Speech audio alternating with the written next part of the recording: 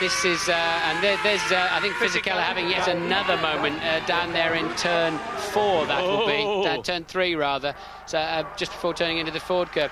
You can't believe how difficult this is. This is the most challenging moment for any Grand Prix driver. How much grip is there? Every lap is a whole new adventure. The lap before you were okay, there was enough grip, and suddenly you just snatch a brake or turn in a little bit too late and you're facing the wrong way. And the man with the most confidence is Ralf Schumacher. Goes through, passes David Coulthard, or does he? David refuses to yield. Schumacher on the inside line. This is what happened on the previous lap, and once again David Coulthard just nudges ahead of the determined German, and they're both having a go at Mika Häkkinen. Oh, this is incredible, and Schumacher's pass. Ralph's very late into that corner. Well done, he stopped well. I had a feeling he was going to slide straight into the side of Häkkinen. So late on the brakes. Did you hear the roar from the Mercedes-Benz bashed grandstand there on turns 2 and 3 as their countryman Ralf Schumacher moves ahead of David Coulthard. Now he's going to have a go at Mika Häkkinen, and meantime Häkkinen is 3 seconds behind Frentzen on lap 20. Well, we're wondering if they're bringing a Ferrari in. I can see the mechanics out in the pit lane. We've seen a Prost go through.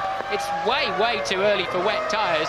Why are the Ferrari men, so many of them, looking so expectant out in the pit lane? The lap times have now dropped into the 27s and 29s. In fact, Frentzen has opened up a 3-second lead. And this is Ralf Schumacher getting a run at Coulthard and then just going desperately late on the brakes. And I was nervous he was going to snatch a wheel and go into the side of Mika Häkkinen. And Mika Häkkinen wouldn't have known what had hit him. He had no idea Schumacher was coming up the inside of him there. And that's the amount of rain there is out on the back of the circuit. So Frentzen going straight across the chicane, look. So maybe that's okay. He didn't make any places. I think I'd have been. Now this is. Should he go in the pits? They're bringing Häkkinen in. Yeah, Häkkinen in. Should they have brought Frentzen in? Yes, indeed they should. This could decide the race. Mika Häkkinen has got the call from McLaren, a brilliant call, and Frentzen was just that too. He may have been called in for all I know, and he was too far on past the pit lane entrance to be able to take advantage of it. What's the news, James? You're absolutely right. Mika a bit hesitant coming into the box there, but it was Ron Dennis's call. The moment he saw Frentzen was going by, he brought Häkkinen in. A brilliant piece of timing. They had the tyres ready. McLaren, fantastic pit work, very fast. Now Ferrari are ready for Eddie Irvine. Going to Mika Salo first. They're going to put wets on Salo. Or is it in fact dries? Another set of dries. What's coming out of the blanket? I'm just looking, it's wets. They're wets. He's been a guinea pig for Irvine to see what happens. Ross Brawn is keeping Irvine out, and the rain is in fact stopped now. This is going to be very interesting, boys.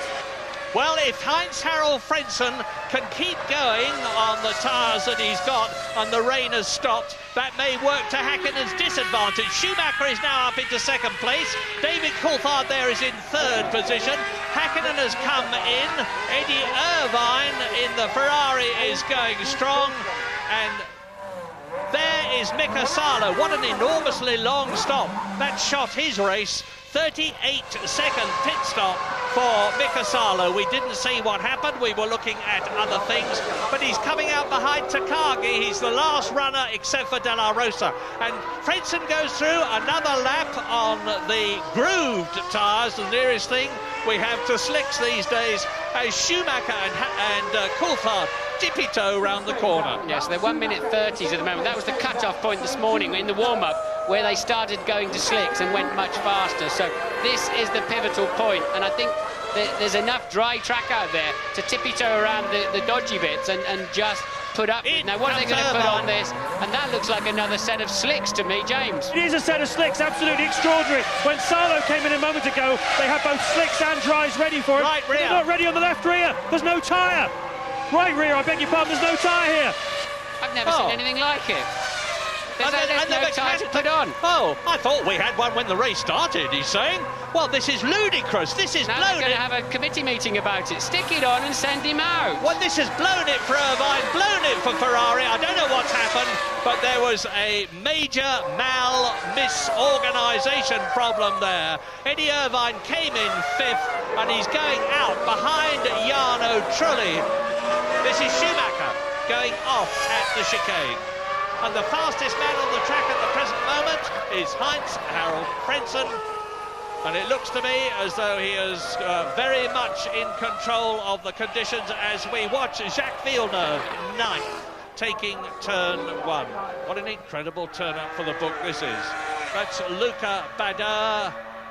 He's in a very unusual 10th position. Look, Irvine's caught Hakkinen already. Irvine on slicks, of course, Hakkinen on wet. You're on the wrong tyres, Mika, come in. Past Mika Hakkinen goes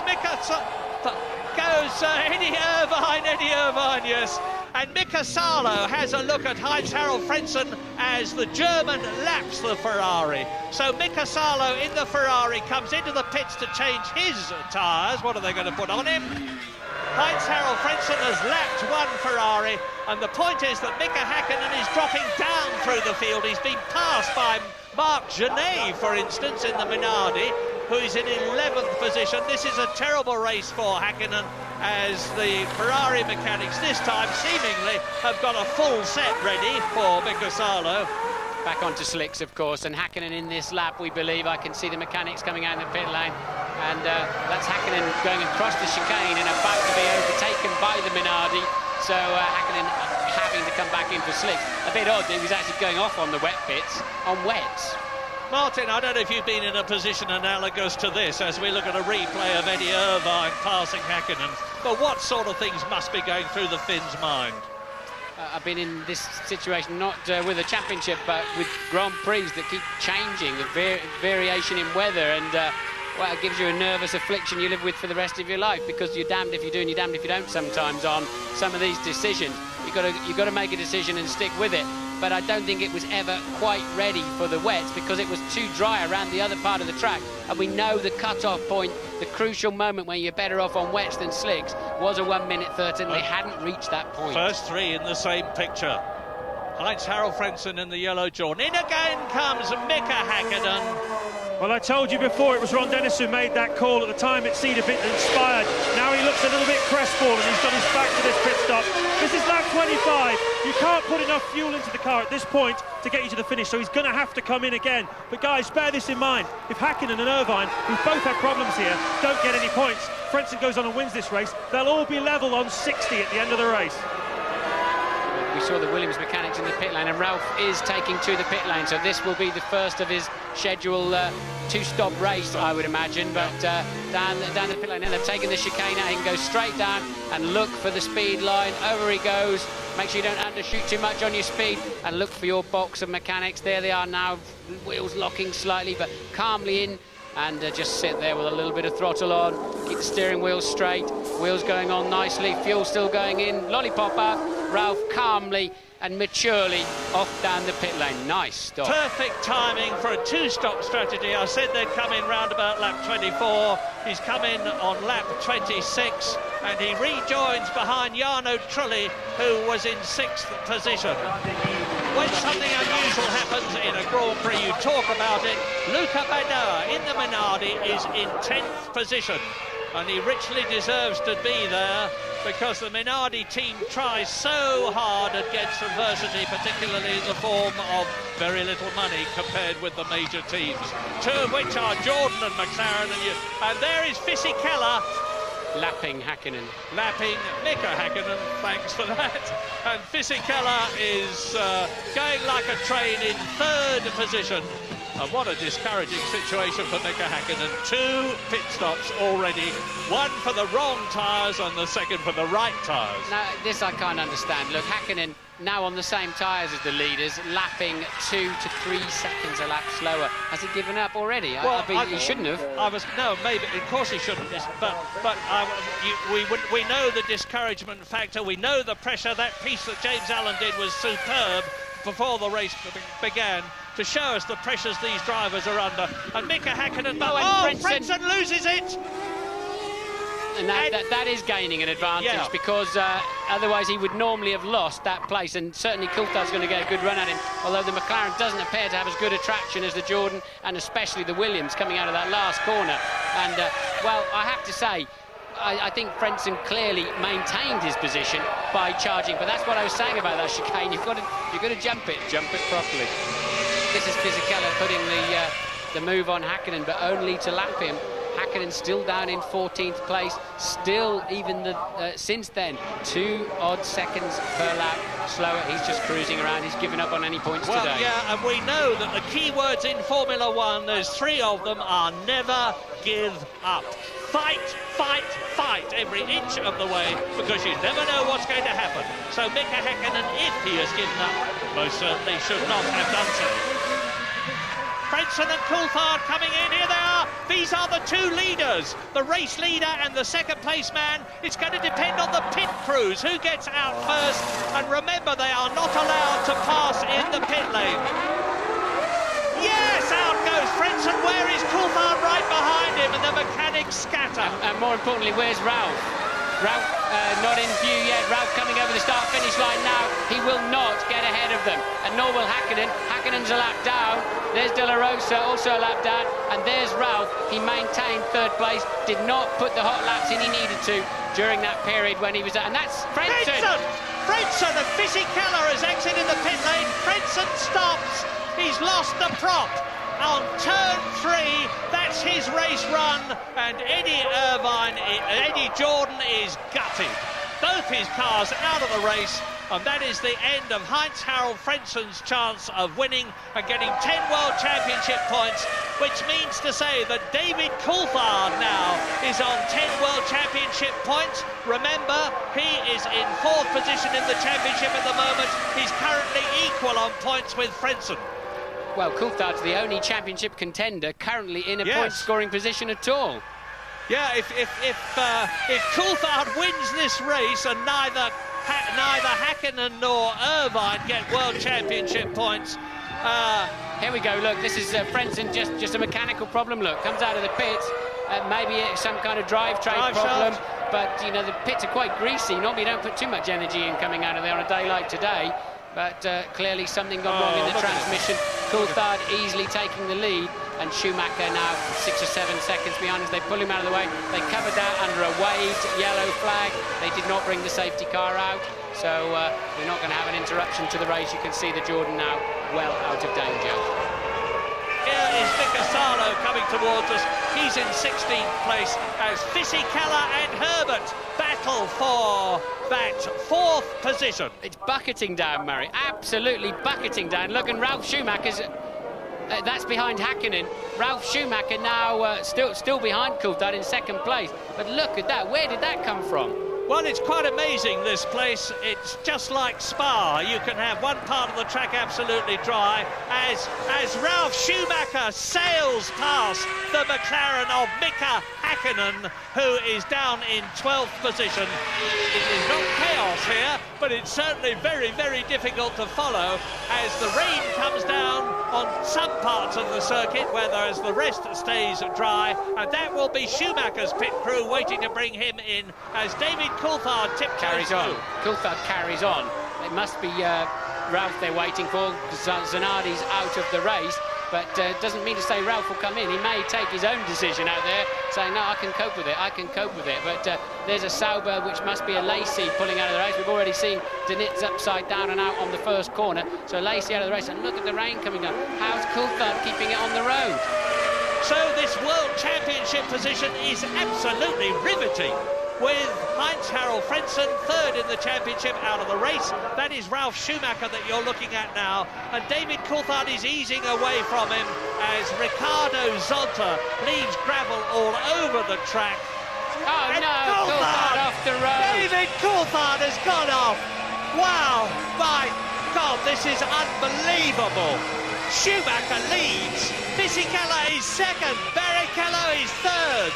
Johnny Herbert is 4th, and Villeneuve is in 5th position, and Eddie Irvine is in the points. Remember, I said, watch Ralf Schumacher. Well, Ralphie is making my forecast come true as off the circuit plunges Coulthard. Turn 4, he just snatched the brake on the way in, ran wide, and just couldn't prevent it. Look, he stalled the engine, and he's only going to nudge the tyres. If the engine was running, he might be able to reverse out of there, but the engine is already gone. And that is David Coulthard's World Championship chance gone in a heartbeat with one error. Well, the others are staying out there on slicks. He obviously felt he was comfortable out there on slicks. He was pulling away at about a second a lap. That's the way it goes. Louise. Yeah, bit of news, a bit of update on Pedro Diniz. At the moment he's in the medical centre having a full check over, but the latest word from Joseph Libra, who's the team physio, is that Pedro is all okay. There are no obvious injuries to him, so that's good news. Thank you very much for that, Louise. We haven't been saying anything because we didn't know, but it's heartening news indeed. Pedro Diniz seemingly okay as race leader Ralf Schumacher. And remember that last year his brother Michael had a titanic scrap with Mika Häkkinen, who won the race, and currently in the year 1999 is down in 11th position. Let's go for a break before the closing stages of the European Grand Prix. Mika Häkkinen has really gone to pieces for whatever reason in this race. Well, Herbert's on wets, Häkkinen's still on slicks. And that is Ricardo Zonta, who's just passed the McLaren. Everything has gone wrong in this race for Mika Häkkinen. And this is Giancarlo Fisichella on a replay. What's happened to him? Who's second in the race? Has he gone off? Yes! Now, does he regain the circuit? He was 15 seconds ahead of Johnny Herbert, who may well have gone up to second position as a result of this off-course excursion by Giancarlo Fisichella, who's losing time. Now, does he hit the barrier? Mega wheel spin, of course. That grass and mud is offering no grip at all. But with just a feather touch on the throttle, he keeps it going. And into the pit lane comes Ralf Schumacher for his second scheduled stop. Absolutely bang on target. Lap 42, I expected him. This is lap 44.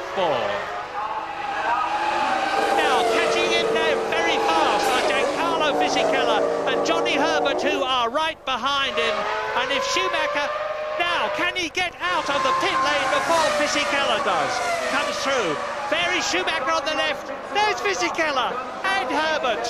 Fisichella leads, Herbert second, and Schumacher is now down into third position, but he's made 2 stops. Ralf putting slicks on during that pit stop. For sure, Johnny Herbert will have to come in at some point, unless it rains again, of course, and change off those wet tyres. It's moving into slick territory. As the arrows, that'll just touch the wall, I think. Chicago. It does, no major drama there. I thought those ropes were guy ropes supposed to keep the wheels on these days, but that one didn't do its job. The wheel's going to have a little run of its own down the racetrack any time soon. I hope that's not going to cross the racing line, but I suspect it do a little bit of a right and get out of the way, please. I think it's going to be all right.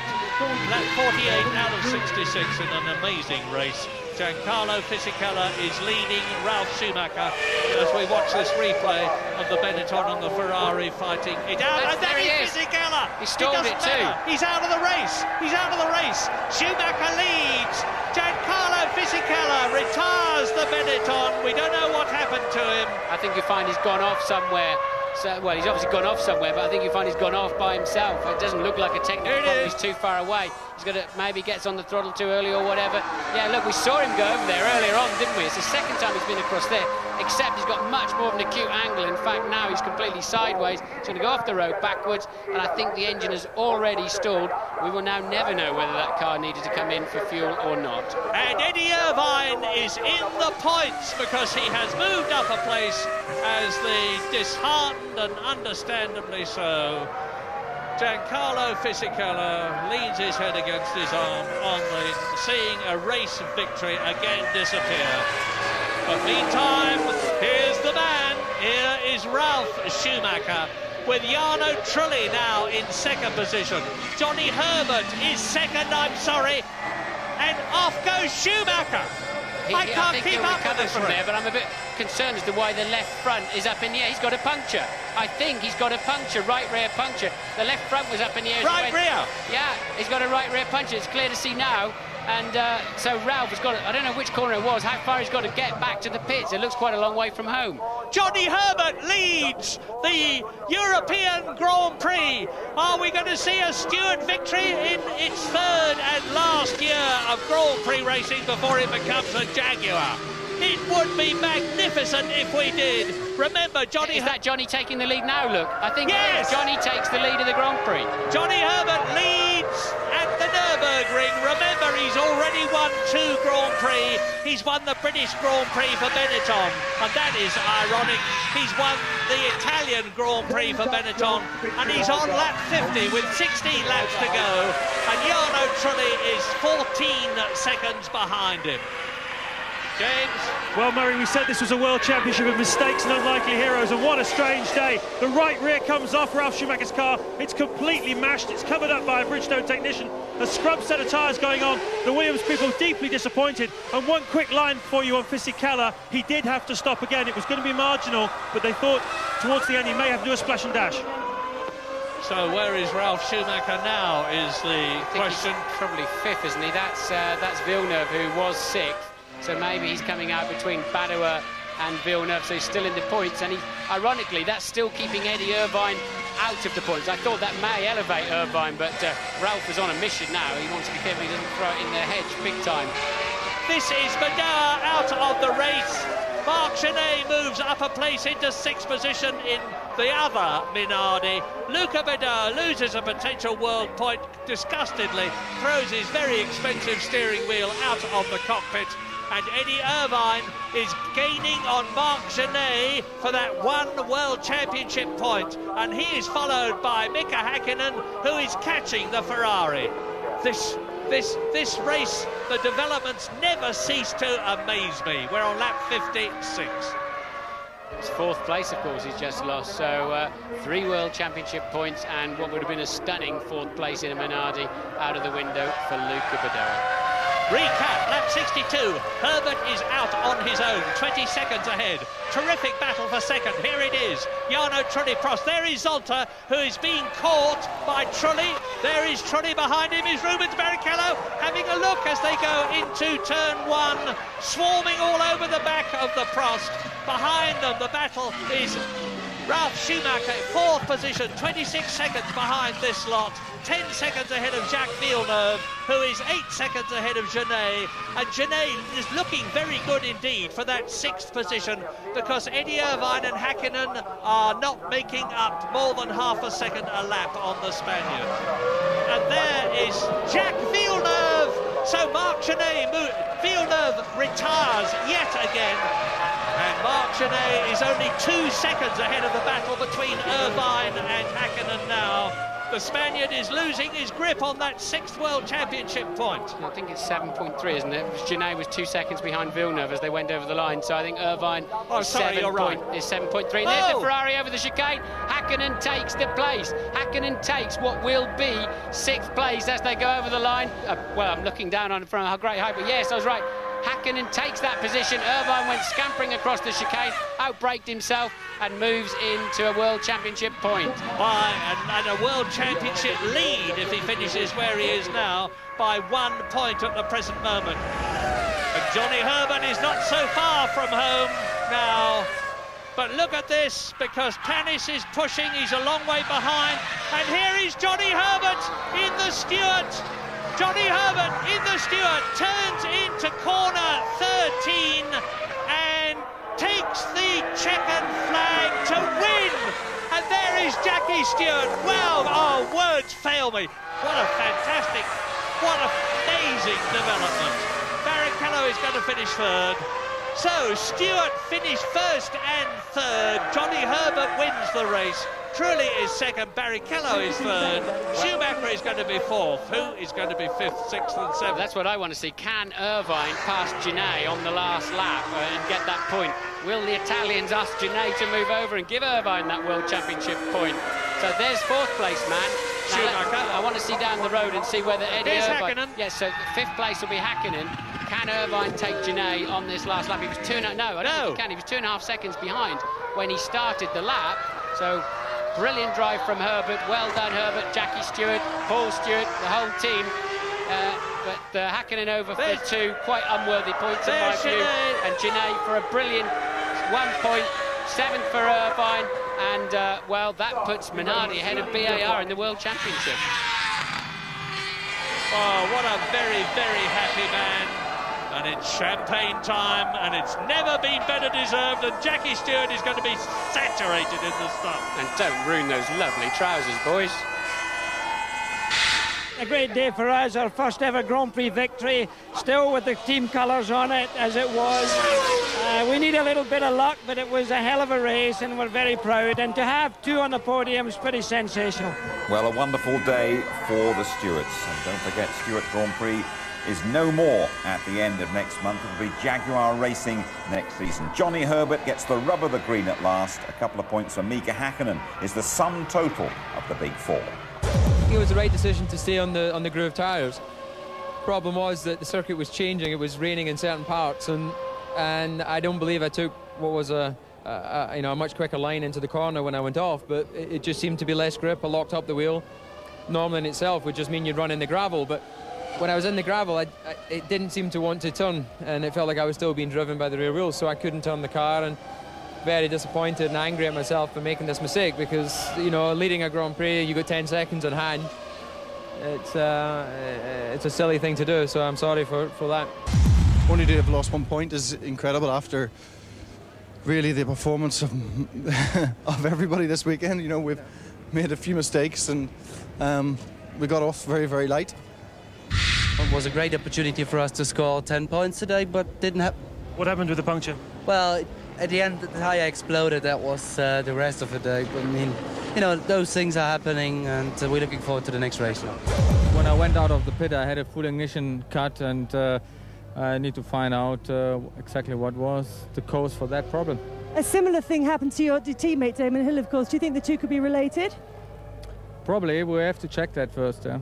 I saw Pedro fly past me, and I was very worried, and then I was on the scene, of course, when they were seeing to him, so I was very concerned for him, but thankfully I'm really pleased to hear he's okay. But it was a real disaster. But I made a good start, and then I lost all the power to the car, and I was just unable to get out of the way of everyone. Now, one final question I've got to ask you, continuing speculation that this is going to be your last race. Are we going to see you in Malaysia? What can you tell us? I can't tell you anything at the moment. He qualified well today. He had a new structure in the way he was going. This is really not the moment that I want to start discussing about Damon's future. It's really up to him as well as me to sit down and see what he wants to do. But what's the feeling in your bones? Will he be in Malaysia? I think we have discussed it. He has said that if we are sure about being in third place, he would discuss standing down to me. But, you know, I don't want to lead into some private conversations. That's as much Damon's decision as mine. From the bottom of my heart, I feel happy for Johnny, because he's been having such a bad time. He's been very patient whenever I was on the podium, and he didn't even score, you know. So he deserves. I mean, there's always someone on the top there watching for us, and I think he deserved it more than I did today. And so Mika Hakkinen's 4th place takes the reigning champion 2 points clear of Eddie Irvine. Otherwise, no real change. Apart from Ralf Schumacher, he's overtaken his injured elder brother. And Hakkinen's contribution gives McLaren an 8-point cushion over struggling Ferrari. Jordan on 57. Now, Williams could still catch them, but it's very unlikely. 14, though, for the Stewarts, puts them right on the Williams' tail. Right, then let's have a word with Tony Jardine. Tell us about the Big 4, Tony. Well, Hakkinen really has lucked in. It was a lacklustre performance by the Finn, I have to say. He dropped his head. David Coulthard seems to have thrown it away. Irvine, despite not scoring, he's still in there, just 2 points behind, so it's still all to play for. But Hakkinen was unbelievable, because on lap 19, the wet came down. It could have been a great gamble, but unfortunately it didn't work because the rain stopped and he came in for wet tyres. Team boss Ron Dennis saw an opportunity, and in he came. Irvine came in, he took slicks, he'd gone up to 5th place, absolutely great. 1 wheel short of a full Ferrari. Ferrari men cannot count. All the faith that he's put in them, all gone away there. And this is poor Heinz-Harald Frentzen, who'd led all the time, even had led chasing DC into the pit stops, come out, electrical failure.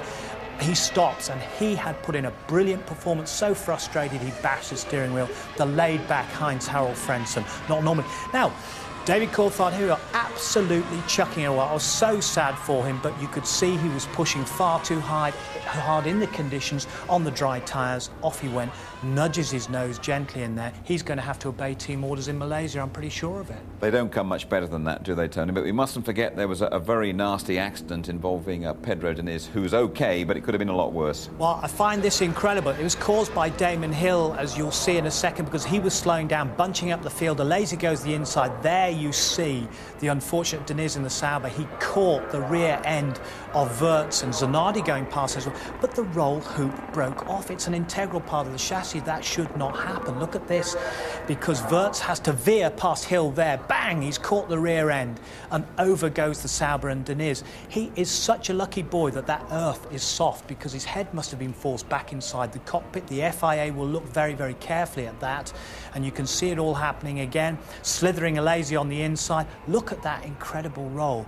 It really is unbelievable. Poor old Deniz, if you remember, in '96 he escaped a very fiery Ligier, and the Sun put in the paper, Deniz in the oven. There, though, thumbs up, that is a great sign. He's also got a very strong neck. All Grand Prix drivers do, because they got necks twice the size because of the G-forces, and glad to see Pedro going into the back of the ambulance there okay. That's right, Tony. We had Jackie Stewart in here before the race. He didn't expect a win today. A great day for his team and for Britain's Johnny Herbert as well, though. I think it's absolutely brilliant for Johnny Herbert, because he's been the hard luck story of this season. He was the hard luck story last season. He'd had those 2 wins in 1995 for Benetton, one at the British Grand Prix and one in the Italian Grand Prix. Here he is up there, as you say, before the demise of Stewart Grand Prix, and Jaguar takes a look at them in unison there. Barrichello finishing 3rd as well. Johnny Herbert, after his big accident in 1988, his 3rd Grand Prix win. Oh, that's absolutely brilliant for him, and great for Britain as well, with Jaguar coming onto the scene next year. Absolutely great stuff. Tony, thank you very much indeed. So Johnny Herbert's first win, as Tony's been saying, since his Benetton days back in 1995. It's been a long time coming. He's had a lot of bad luck, but here he is now talking driver to driver with Martin Brundle. When you got up this morning, did you expect to be sitting here smelling of champagne? Probably not, I must admit. No, the weekend's been a bit, we sort of went for the choice of the hard tyre. We got that lowly grid position, and then the race, we thought we could maybe get some points out of it, but I think just the way the weather turned, it basically went into my favour, because I did a very shrewd but maybe lucky choice of when I came in for my only stop. It just started to rain down the far end. The wind's been blowing dead straight over the circuit. And it was this big black cloud, so it had to go completely over the track, and it did, and that basically made my race. Well, the world's eyes were on the 4 championship contenders, and then, as you said, you had the right tyres on and made the best of them. Yeah. Do you make that call, or is that team decision, or what happened there today? Well, that time, I made the call, because I was very, very fortunate, I have to say, because as I got down to the far end, down to the hairpin, it just started to throw it down, and I was coming in. So for me, it actually made it so much easier for me, because I knew it was just going to go across the track. So as soon as I came in, I said, right, it's raining so hard, I think I'm going to go for wets. And you lapped Hakkinen at one point. Yeah, which is pretty nice, I must admit. And so Johnny Herbert leads them home after 100 minutes of compelling drama. Trulli second, best ever for him and Prost. Barrichello putting the second Stewart on the podium. Ralf Schumacher fourth, he'll win a Grand Prix soon. Hakkinen fifth with the fastest lap late on. Genet makes his first point for Minardi. Irvine seventh, unusually out of the points. Zonta, 8th for BAR, Panis in the second, Prost. Villeneuve, the last classified finisher, although like Badoer and De La Rosa, he'd stopped with gearbox trouble. Fisichella crashed out in the lead. The brakes failed on Salo's Ferrari. Takagi also crashed out. So did Coulthard when he was leading. Alacy's transmission failed. Frenzen's electrics went. Zanardi had an accident, and Hill's electrical failure caused the early departure of Alexander Wirtz, and finally Pedro Diniz. Your next Formula One action, 3 weeks' time. Brand new circuit in Sepang, the Malaysian Grand Prix. The full ITV coverage throughout the weekend. The action never stopped here at the Nürburgring. Well done to Johnny Herbert and the stewards, but the identity of the world champion is still a mystery that will be revealed in Malaysia and Japan. Good night. Come on, go this time!